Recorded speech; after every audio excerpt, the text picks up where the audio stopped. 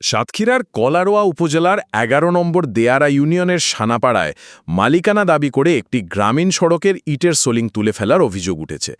এ ঘটনায় প্রায় ৫০টি পরিবারের চলাচল ব্যাহত হওয়ায় এলাকা জুড়ে ক্ষোভের সৃষ্টি হয়েছে।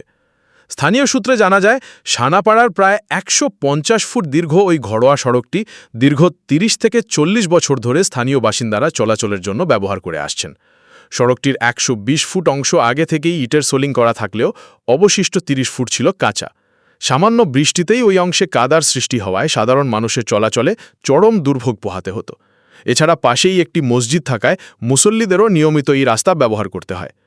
এ অবস্থায় সম্প্রতি ১১ নম্বর দেয়ারা ইউনিয়ন পরিষদের ৮ নম্বর ওয়ার্ডের সদস্য মোহাম্মদ বদিয়ার সানা নিজস্ব অর্থায়নে ৪ ফুট প্রস্থ ও ৩০ ফুট দৈর্ঘ্যের কাঁচা অংশে ইটের সোলিং করে সংস্কার করেন।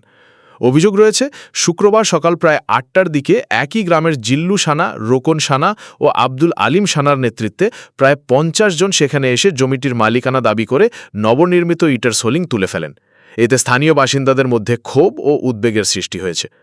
ইউপি সদস্য মোহাম্মদ বদিয়া সানা বলেন, এই রাস্তা দিয়ে প্রায় ২০টি পরিবারের সদস্য নিয়মিত যাতায়াত করেন।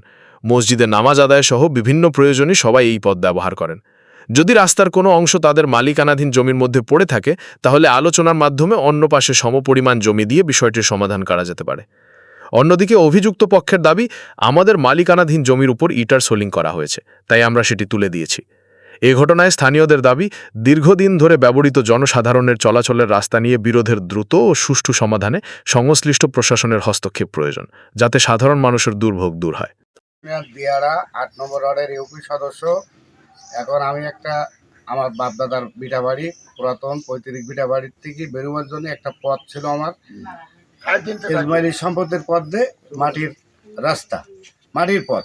এই পথটা আমি দীর্ঘদিন মাটি দিয়ে বজায় রাখি। এই মুহূর্তে আমি ৪ ফুট মতন ইট পাতাবার পরে, এখন কোনো বাদি ছিল না, না থাকাতে ইট পাতাবার পরে এই জিল্লু ২০-৫০ জন লোক আসার মধ্যে ৫-৬ জন লোক আমার এই রাস্তা ভেঙে দিয়ে যায়। বলে আমাদের জমি আছে, জমি মেপি দেখা যায় তাদের ২.৫ ঘন্টা জমি মাত্র, তার মধ্যে ২.৫ ঘন্টা জমি ৩০ ফুটের ভিতরে তাদের।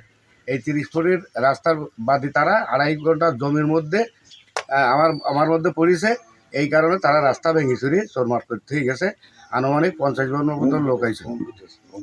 হ্যাঁ, আর হুমকি দেয় এই রাস্তায় বেরোলে বোম মারবে, অনেক কিছু বলে। তারা দীর্ঘ আমার ২৩ বছর আগের রাস্তা। ২৩ বছর ধরে আমরা ১৫ ফ্যামিলি মতন চলাফেরা করি, নামাজ স্থানতে যাই এই রাস্তা দিয়ে। আমার সামনে যত মহল্লার লোক আছে তারা এই রাস্তায় আমার বাড়িতে আসে।